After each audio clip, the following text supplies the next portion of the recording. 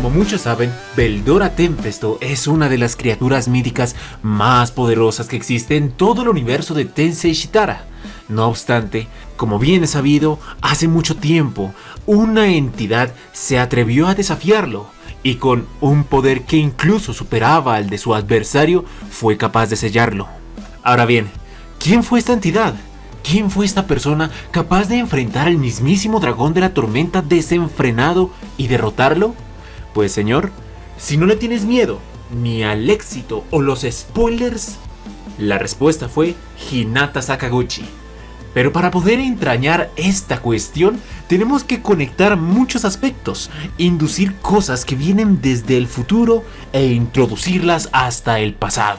Pues el inicio de esta historia no se remonta hace 400 años.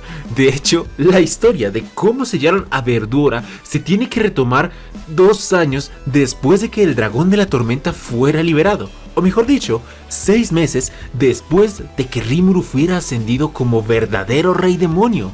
Desde ahí podemos empezar a contar la anécdota de cómo Veldora fue sellado.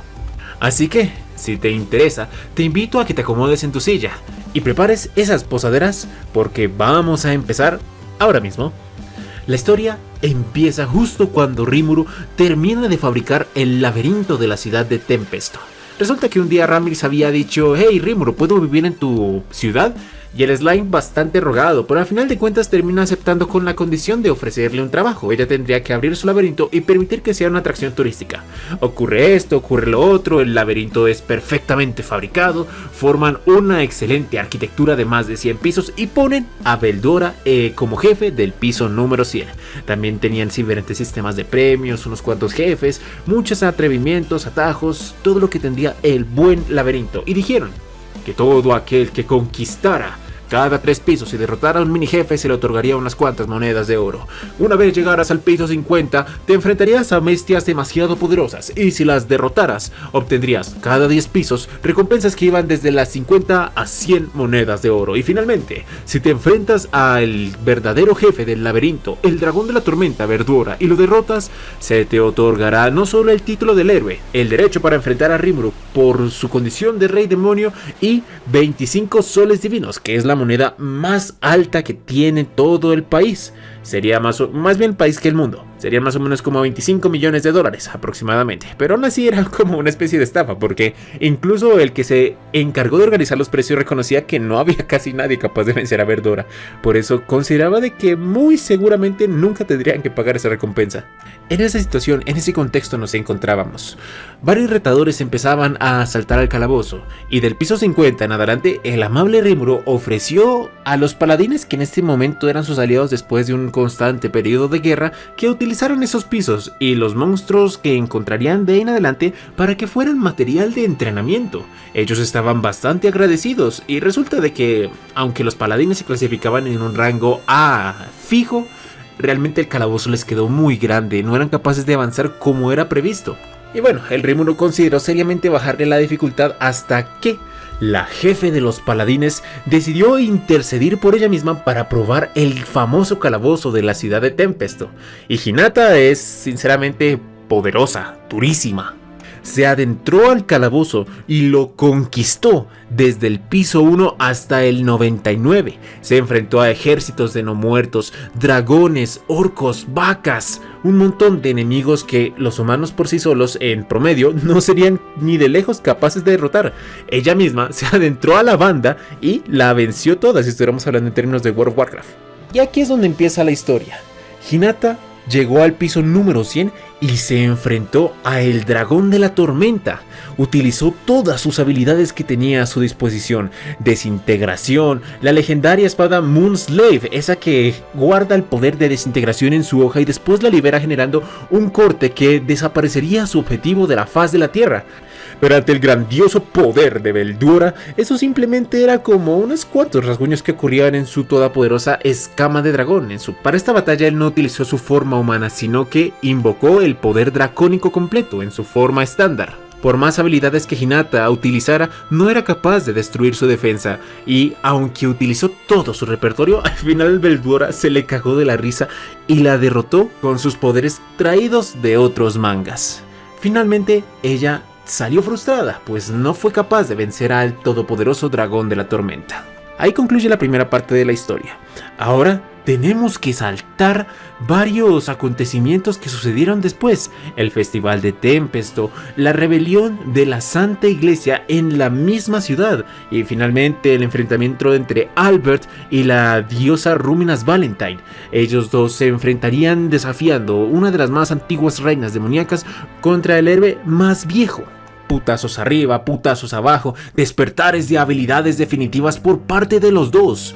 Y finalmente llegaría el momento clímax, en el que un ataque era dirigido directamente hacia los niños que habían sido invitados a estas tierras, en especial a Crue. Ese ataque tenía el motivo, el fin de hacer que su oponente bajara la guardia por un instante, y aunque Rimuru trató de alcanzarlo para protegerla, finalmente, quien llegó justo a tiempo fue Hinata Sakaguchi, quien utilizó su cuerpo para tratar de darle un poco más de tiempo a Rimuru antes de que el ataque llegara a impactarla.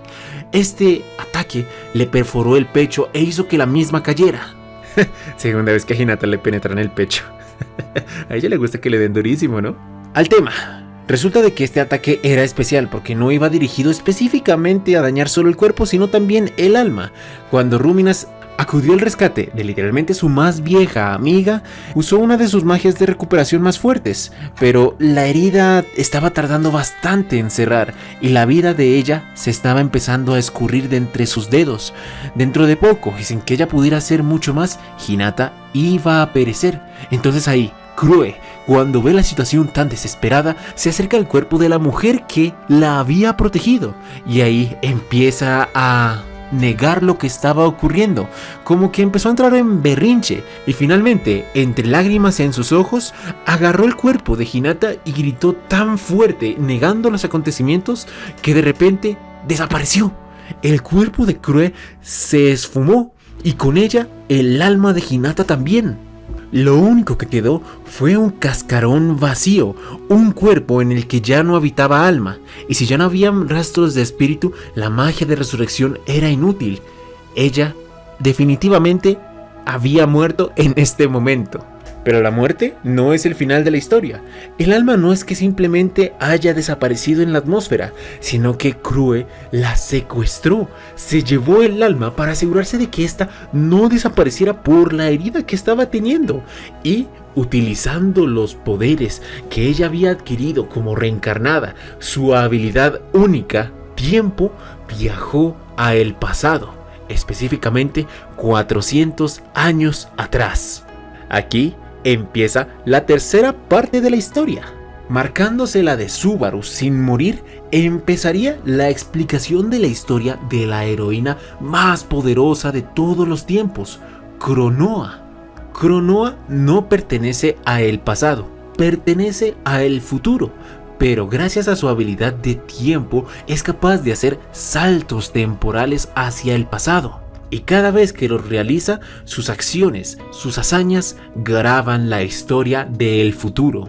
El problema con esta habilidad es que Crue, yo creería de que es uno de los seres más antiguos que podría existir, porque no lo ha utilizado una, ni dos, ni tres veces, ha sido incontables veces, todo en pos de salvar a Rimuru de la inevitable muerte que ocurriría cuando éste combatiera contra el Imperio del Oriente.